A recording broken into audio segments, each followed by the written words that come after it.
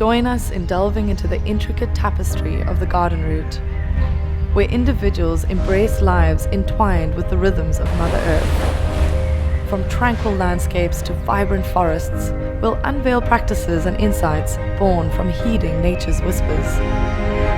Welcome to Earthwise, where our journey to conscious living in the garden route begins.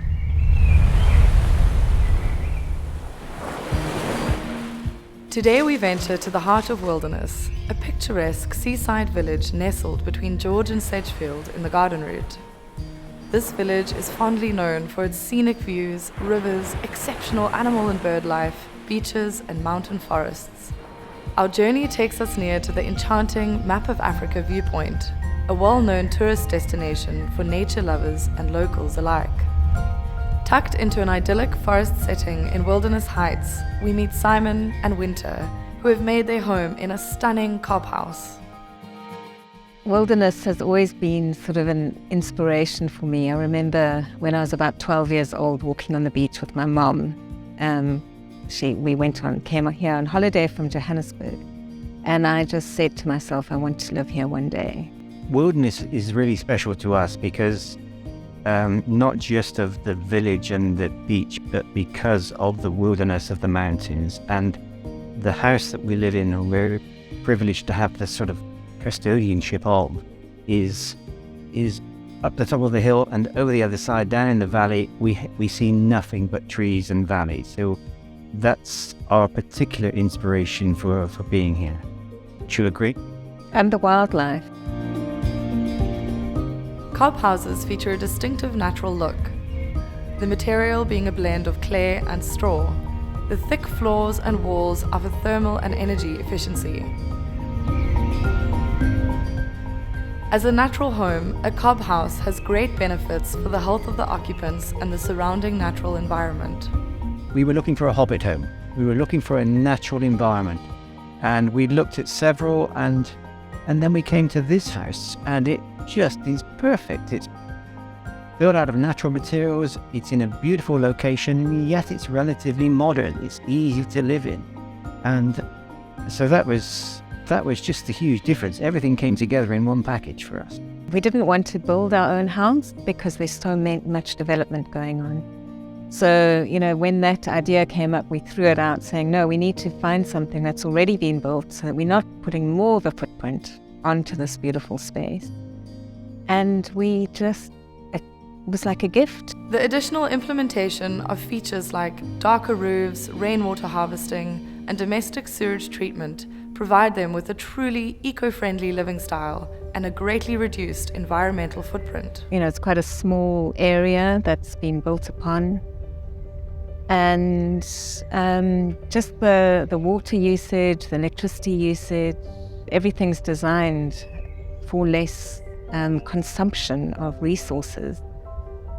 And as Simon said, it's still easy to live like this because of the way it's been designed. The fact that it's copse, it keeps it cool in the summer and warm in the winter. It's insulated, it's natural. With a north-facing home, Simon and Wynter embrace the gifts of natural light. This design choice not only bathes a living space in warmth, but also conserves energy by limiting the need for superfluous energy appliances. You've got to think about your water usage and the drainage, the grey water, and all sorts of other waste as well. Water, being such an important resource for all life, not just themselves, Simon and Wynter have an on-site black and grey water system in place. The water drains into the environment without causing any negative effect on that, but that's all fine and it all works. And we regularly walk down out into the forest, and there's no unnecessary smells or anything like that which you need to think about. By naturally treating and reusing grey water for watering plants and flushing toilets, they reduce their reliance on local municipal supply, prevent the flow of chemically polluted water into the surrounding forest, and ensure a supply for the animals and themselves. Since I was very little, animals have been my first love, and you can't separate animals from nature, And I think I've always just taken my lead from them. If anything was going to upset the animals, then it's bad. There's so many things that in our modern day lifestyle that upset the animals and the natural world. Simon and Wynter's philosophy of coexistence with their natural surroundings inspired them to create a vital food forest pocket within one of the existing wildlife corridors running through their property. You know, you have to be aware of how things work in nature. So actually, when we bought this house, we did learn a lot about how to live with nature and not to affect it too much. But we have started planting a bit of a food forest. And again, that's not for us. We will benefit from it, but it's also for the baboons and the monkeys. So they have their natural foods, and they don't need to come into our house to find the easy foods. It will take a few years to get the trees, mature enough. But those are the kind of things that helps us to make a difference. People think that they can't change and they're afraid to change. And so I would encourage people just to look.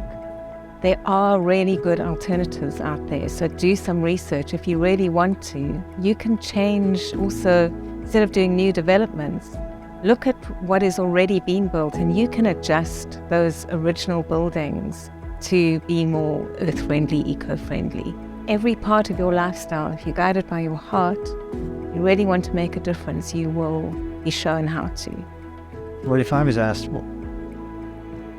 what people could do to make themselves more conscious, I think they would need to decide what is important to them.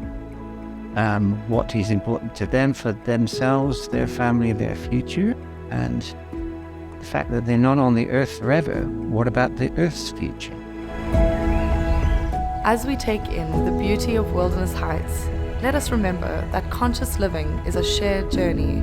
Simon and Wynter's choices remind us that our lives can also be a tapestry of conscious decisions that nurture both ourselves and all life in the special place we call home.